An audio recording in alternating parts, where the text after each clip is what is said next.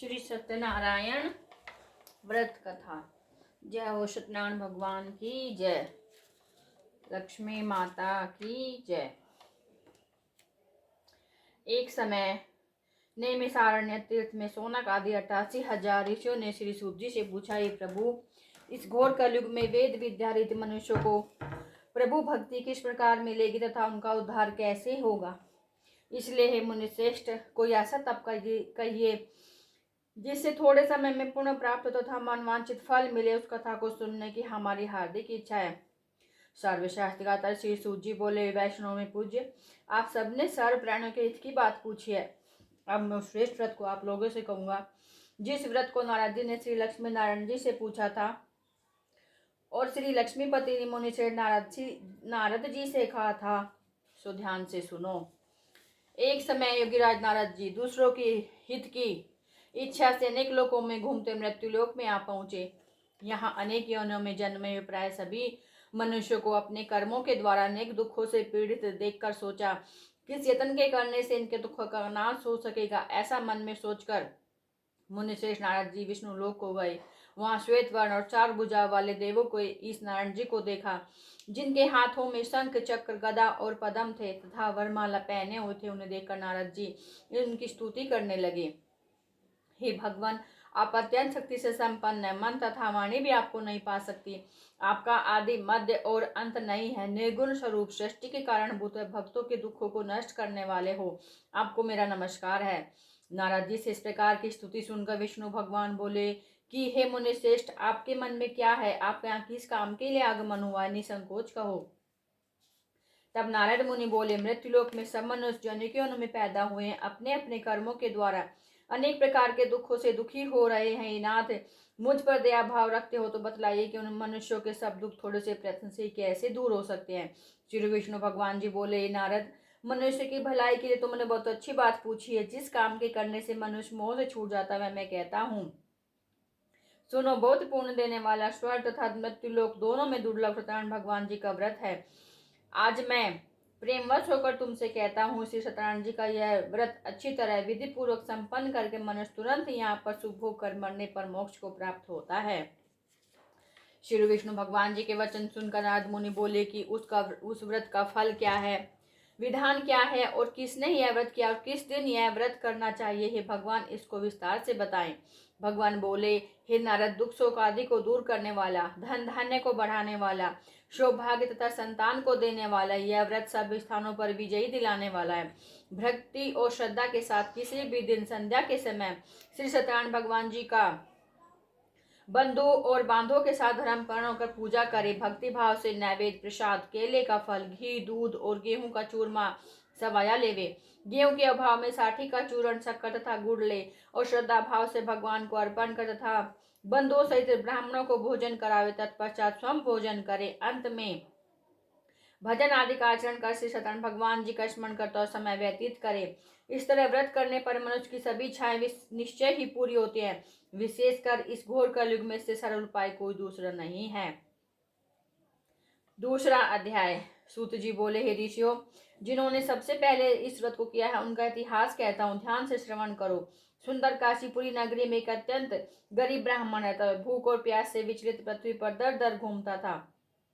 ब्राह्मणों से प्रेम भाव रखने वाले श्री भगवान ने ब्राह्मण को दुखी देखकर बूढ़े ब्राह्मण का रूप धारण किया। उसके पास जाकर आदर के साथ पूछा, हे विप्र, आप अत्यंत दुखी होकर पृथ्वी पर क्यों घूमते हैं? हे श्रेष्ठ ब्राह्मण, यह मुझसे कहो, मैं सुनना चाहता हूँ।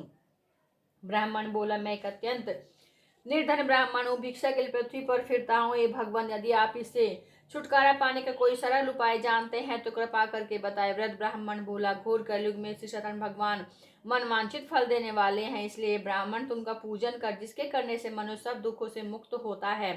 ब्राह्मण को सारा व्रत का विधान बतलाकर बूढ़े ब्राह्मण का रूप धारण करने वाले श्री सत्यनारायण भगवान अंतर्ध्यान हो गए। जिस व्रत को वृद्ध ब्राह्मण ने बतलाया मैं उसको अवश्य करूंगा। निश्चय करने पर उस ब्राह्मण को रात भर नींद नहीं आई। वे सवेरे जल्दी उठकर श्री सत्यनारायण भगवान जी के व्रत का निश्चय कर भिक्षा के लिए चल दिया। उस दिन उसको भिक्षा में बहुत धन मिला, जिससे बंधु बांधु के साथ उसने भगवान श्री सत्यनारायण जी का व्रत किया। इसके करने से ब्राह्मण सब दुखों से छूटकर अनेक प्रकार की संपत्तियों से युक्त हुआ। उस समय से वह ब्राह्मण हर मास व्रत करने लगा। इस तरह से सत्यनारायण भगवान जी के व्रत को जो शास्त्र विधि के अनुसार श्रद्धा पूर्वक करेगा वह सब पापों से छूटकर मोक्ष को प्राप्त करेगा। आगे जो मनुष्य पृथ्वी पर श्री सत्यनारायण भगवान जी का व्रत करेगा वह सब दुखों से छूट जाएगा। इस तरह नारद जी से श्री नारायण का कहा हुआ यह व्रत मैंने तुमसे कहा है विप्रो, अब मैं आपसे और क्या कहूँ, मुझसे कहे। ऋषि बोले, मुनीश्वर, संसार में इस ब्राह्मण से सुनकर किस किस ने इस व्रत को किया है वह हम सब सुनना चाहते हैं, इसके लिए हमारे मन में श्रद्धा है। सूत जी बोले, हे मुनियों, जिसने इस व्रत को किया है वह सब सुनो। एक समय एक ब्राह्मण धन और ऐश्वर्य के अनुसार बंधु बांधव के साथ व्रत करने को तैयार हुआ। उसी समय एक लकड़ी बेचने वाला बूढ़ा आदमी आया और लकड़ियों को बाहर रखकर ब्राह्मण के मकान में गया। प्यास से दुखी लकड़ हारा उनको व्रत करते देखकर ब्राह्मण को नमस्कार कहने लगा, कि आप यह क्या कर रहे हैं, ऐसे करने से क्या फल मिलता है, कृपा करके मुझसे कहो। ब्राह्मण ने कहा, सब मनोकामनाओं को पूरा करने वाला है, यह श्री सत्यनारायण भगवान जी का व्रत है, इनकी ही कृपा से मेरे धन धान आदि की वृद्धि हुई है। ब्राह्मण से इस व्रत के बारे में जानकर लकड़हारा बहुत प्रसन्न हुआ। श्रीनाम मतलब प्रसाद खाने के बाद अपने घर को गया। लकड़हारे ने अपने मन में इस प्रकार का संकल्प किया कि आज शाम में लकड़ी बेचने से जो धन मिलेगा उसी से सत्यनारायण भगवान जी का उत्तम व्रत करूंगा। यह मन में विचार कर वह बूढ़ा आदमी लकड़ी अपने सिर पर रखकर जिस नगर में धनवान हो गए थे वैसे सुंदर नगर में गया। उस रोज वहां पर उसे उन लकड़ियों का दाम पहले दिनों से चौगुना मिला। तब वह बूढ़ा लकड़हारा दाम ले और अति प्रसन्न होकर पक्के केले की फली, शक्कर, घी, दूध, दही और गेहूं का चूर्ण इत्यादि से सत्यनारायण भगवान जी के व्रत की कुल सामग्रियों को लेकर अपने घर गया। फिर उसने अपने बंधु बांधव को बुलाकर विधि के साथ श्री सत्यनारायण भगवान जी का पूजन और व्रत किया। उस व्रत के प्रभाव से बूढ़ा लकड़हारा धन पुत्र आदि से युक्त और संसार के समस्त सुख भोगकर बैकुंठ को चला गया। तीसरा अध्याय। सूत जी बोले, श्रेष्ठ मुनि, अब आगे कथा कहता हूँ, सुनो। बहुत समय पहले उल्का मुख नाम का एक बुद्धिमान राजा था। वह सत्य वक्ता और जितेंद्रिय था। प्रतिदिन देश स्थान में जाता था, गरीबों को धन देकर उनके कष्ट दूर करता। उसकी पत्नी कमल के समान मुख वाली सती साध्वी थी। भद्रशिला नदी के तट पर उन दोनों ने श्री सत्यनारायण भगवान जी का व्रत किया। उस समय वहां एक साधु नामक वैश्य आया। उसके पास व्यापार के लिए बहुत सा धन था। वह नाव को किनारे पर ठहरा कर राजा के पास आ गया और राजा को व्रत करते हुए देखकर विनय के साथ पूछने लगा, हे राजन, भक्ति युक्त चित्त से आप यह क्या कर रही हैं? मेरी सुनने की इच्छा है, तो आप यह मुझे भी बताइए। राजा बोला, हे साधु, अपने बंधु बांधवों के साथ पुत्र आदि की प्राप्ति के लिए महाशक्तिवान श्री सत्यनारायण भगवान जी का व्रत व पूजन कर रहा हूँ। राजा के वचन सुनकर साधु आदर से बोला, हे राजन, मुझसे का संविधान को, मैं अभी आपके कथानुसार इस व्रत को करूंगा। मेरे भी कुछ संतान है और इससे निश्चय ही होगी। राजा से संविधान सुन व्यापार से निर्वृत्त हुए आनंद के साथ अपने घर गया। साधु वैश्य ने अपनी स्त्री से संतान देने वाले उस व्रत का समाचार सुनाया। प्रण किया कि जब मेरे संतान होगी तब मैं इस व्रत को करूंगा। साधु ने ऐसे वचन अपनी स्त्री लीलावती से कहे। एक दिन उसकी स्त्री लीलावती पति के साथ आनंदित हो सांसारिक धर्म में परवर्त होकर श्री सत्यनारायण भगवान की कृपा से गर्भवती हो गई। तो 10वें महीने में उसके आंख सुंदर कन्या का जन्म हुआ। दिनों दिन वह कन्या इस तरह बढ़ने लगी जैसे शुक्ल पक्ष का जन्मा बढ़ता है। कन्या का नाम कलावती रखा गया। तब लीलावती ने मीठे शब्दों में अपने पति से कहा कि आपने जो संकल्प किया था कि भगवान का व्रत करूंगा, अब आप उसे पूरा करिए। साधु बोला, हे प्रिय, इसके विवाह पर करूंगा। इस प्रकार अपनी पत्नी को आश्वासन दे वह नगर को व्यापार करने चला गया। धीरे धीरे कलावती पितृगृह में दिनों दिन बढ़ने लगी। लौटने पर जब साधु ने अपने नगर में सखियों के साथ अपनी खेलती हुई पुत्री को देखा तो तुरंत दूत बुलाकर कहा कि पुत्री के वास्ते कोई सुयोग्य वर देख कर लाओ। साधु नामक वैश्य की आज्ञा पाकर दूत कंचन नगर पहुंचा। वहां पर बड़ी खोज और देखभाल कर लड़की के लिए एक सुयोग्य वणिक पुत्र को ले आया। उस सुयोग्य लड़के को देखकर साधु ने अपने बंधु बांधव सहित प्रसन्नोचित होकर अपनी पुत्री का विवाह के साथ कर दिया। किंतु दुर्भाग्य से विवाह के समय भी व्रत को करना भूल गया। तब श्री भगवान क्रोधित हो गए और उन्होंने वैश्य को श्राप दिया कि तुम्हें दारुण दुख प्राप्त होगा। अपने कार्य में कुशल साधु बना जा माता सहित नावों को लेकर व्यापार करने के लिए समुद्र के समीप स्थित रतनपुर नगर में गया। वहां दोनों ससुर जयमाला चंद्रकेतु के व्यापार उस नगर में व्यापार करने लगे। एक रोज भगवान श्री सत्यनारायण की माया से प्रेरित कोई चोर राजा का धन चुरा कर भागा जा रहा था, किंतु राजा के दूतों को आता देखकर चोर ने घबराकर भागते हुए राजा के धन को वहीं चुपचाप रख दिया जहां वो ससुर जमाई ठहरे हुए थे। जब दूतों ने उस साधु वैश्य के पास राजा के धन को रखा देखा तो वे दोनों को बांध कर लेकर प्रसन्नता से दौड़ते राजा के समीप जाकर बोले, यह दो चोर हम पकड़ कर लाए हैं, देख कर आज्ञा देता। राजा ने बिना उनकी बात सुने ही आज्ञा दे उनको कठिन कारावास में डाल दिया और उनका सब धन भी छीन लिया। श्री सत्यनारायण भगवान के श्रापदान उनकी पत्नी भी घर पर बहुत दुखी हुई और घर में जो धन रखा था चोर चुरा कर ले गए। शारीरिक व मानसिक पीड़ा तथा भूख प्यास से दुखित हो अन्न की चिंता में कलावती एक ब्राह्मण के घर गई। वहां उसने श्री सत्यनारायण भगवान जी का व्रत होते देखा। फिर प्रसाद सुनी, प्रसाद ग्रहण कर रात को घर आई। माता ने कलावती से कहा, पुत्री दिन में कहा नहीं, तेरे मन में क्या है? कलावती बोले, माता मैंने एक ब्राह्मण के घर से सत्यनारायण भगवान जी का व्रत होते देखा है। कन्या के वचन सुनकर के लीलावती भगवान के पूजन की तैयारी करने लगी। लीलावती ने परिवार और बंधुओं से सत्यनारायण भगवान जी का पूजन किया। वर मांग के मेरे पति और दामाद शीघ्र ही आ जावें। साथ ही प्रार्थना की कि हम सबका अपराध क्षमा करो। श्री सत्यनारायण भगवान इस व्रत से संतुष्ट हो गए और राजा चंद्रकेतु को स्वप्न में दर्शन देकर कहा, राजन, जिन दोनों वैश्यों को तुमने कैद कर रखा है वे निर्दोष है, उन्हें प्रातः ही छोड़ दो। उनका सब धन भी जो तुमने ग्रहण किया है दे दो, नहीं तो मैं तेरा धन राजपुत्र आदि सब नष्ट कर दूंगा। राजा से ऐसे वचन कहकर भगवान अंतर ध्यान हो गए। प्रातःकाल राजा चंद्रकेतु ने सभा में अपना स्वप्न सुनाया और सैनिकों को आज्ञा दी कि दोनों मणिक पुत्रों को कैद से मुक्त कराकर सभा में लाया जाए। दोनों ने आते ही राजा को नमस्कार किया। राजा ने मीठी वाणी में अपनी गलती की क्षमा मांगी और उनसे कोमल वाणी में बोला, ये महानुभावों, भाग्यवश आप लोगों को ऐसा कठिन दुख प्राप्त हुआ है, अब आपको कोई भय नहीं। ऐसा कहकर राजा ने उनको नए नए वस्त्र आभूषण पहना तथा उनका जितना धन लिया था उससे दूना धन देकर आदर के साथ दोनों को विदा किया। दोनों वैश्य अपने घर को चल दिए। चौथा अध्याय। सूत जी बोले, वैश्य ने मंगलाचार करके आतरण किया और अपने नगर को चला। उनके थोड़ी दूर निकलने पर दंडी वेशधारी श्री सत्यनारायण भगवान ने उनसे पूछा, हे साधु, तेरे नाम में क्या? बानी वाणी हंसता हुआ बोला, हे दंडी, आप क्या पूछते हो? क्या धन लेने की इच्छा है? मेरी नाव में तो बेल और पत्ते भरे हैं। वैश्य का कठोर वचन सुनकर श्री भगवान ने कहा, तुम्हारा वचन सत्य हो।